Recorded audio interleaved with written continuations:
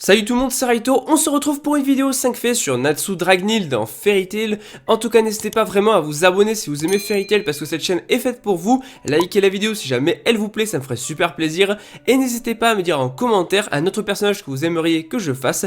Et donnez-moi votre avis sur la vidéo et sur les faits sur Natsu Dragneel. Je vous dis, c'est parti, let's go. Natsu Dragneel ou Dragnir selon la version japonaise ou française est le protagoniste et c'est aussi un mage emblématique du manga Fairy Tail. Surnommé la salamandre en raison du fait qu'il utilise la magie de Dragon Slayer de feu, il est l'un des mages les plus puissants du manga. Fils adoptif de Ignir, il se met en tête de le retrouver et ce depuis sa disparition en l'an X777. Au sein de la guilde de Fairy Tail, il participe à de nombreuses batailles, essayant toujours de se surpasser. En tout cas, passons maintenant à 5 faits que vous ignorez peut-être sur Natsu Dragneel. Comme vous le savez, Mashima a une façon propre à lui de nommer les héros de ses différentes œuvres, puisqu'il choisit généralement des noms de saison. Dans le cas de Natsu dans Fairy Tail, son prénom signifie été en japonais. C'est du coup une référence à un manga célèbre de Hiro Mashima, Rave Master, car le personnage principal s'appelait Haru, qui signifie printemps en japonais. Dans l'histoire courte de Fairy Tail,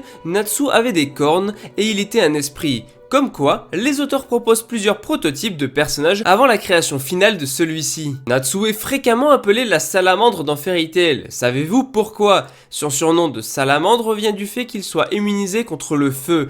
Il faut savoir qu'autrefois, une croyance populaire donnait à cet amphibien la capacité de marcher sur un brasier sans recevoir la moindre brûlure. Ainsi, on comprend mieux le surnom de notre Dragon Slayer de feu préféré. Natsu vient souvent s'amuser de manière intrusive avec Happy chez Lucy, par l'intermédiaire d'un double des clés de Lucy que garde précieusement Mira Jane. Enfin précieusement, c'est vite dit puisqu'il arrive quand même souvent à la récupérer. Natsu vit avec Happy dans une vieille maison qui semble être abandonnée et assez éloignée du centre-ville de Magnolia. D'ailleurs, savez-vous que Natsu était un grand collectionneur? Il collectionne les objets qu'il trouve lors de ses missions et les garde en tant que souvenirs, tels que les feuilles de toutes les missions faites avec Happy, l'autographe du faux salamander, la feuille de la première mission faite avec Lucy et le costume de soubrette de cette dernière, les décombres du lieu de réunion des maîtres de guilde et le collier de l'île de Galuna, d'après l'OAV4 de Fairy Tail en tout cas. Dans le manga, il ramène également la couronne du roi de Fiore, tant de souvenirs qu'il garde précieusement dans sa maison rappelant toutes ses aventures. Natsu est Iendi, le démon le plus puissant des livres de Zélef,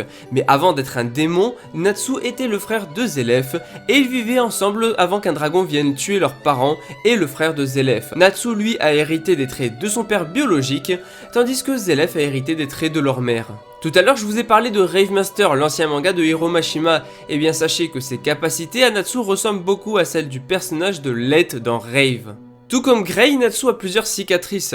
Une cicatrice sur le côté droit de son cou, visible les rares fois où il n'a pas d'écharpe, et son origine est expliquée dans l'OAV3 de Fairy Tail. Il a également une cicatrice en forme de croix sur le côté bas gauche du ventre, cicatrice de son combat contre Rogue du futur, et une autre sur sa joue droite depuis son combat contre Zélef. Bon, on en vient au Nalu, et oui, fallait bien que j'en parle. Lucy et lui semblent avoir un lien très fort à tel point qu'il veuille toujours la protéger, mais pour l'instant on ne sait pas comment leur relation va aboutir. Mais le fait que Natsu empêche les gens de draguer Lucy et d'autres éléments qui sont mis en avant montrent quand même que leur relation va peut-être évoluer, et qui sait, le Nalu sera peut-être officialisé dans Fairy Tail sans Years Quest. D'ailleurs, le personnage de Natsu est créé à partir de la personnalité de l'auteur. Il semble avoir aussi un certain goût en matière de mode, du moins il est très attentif à son look et à ce que les couleurs de ce qu'il porte s'accordent, comme il le montre dans l'arc de l'île Tenro quand son écharpe devient noire. Au passage, à l'origine ses vêtements devaient être rouges, mais Hiro Mashima a préféré un meilleur contraste entre le feu et ses vêtements. Après Hiro Mashima, son attaque de prédilection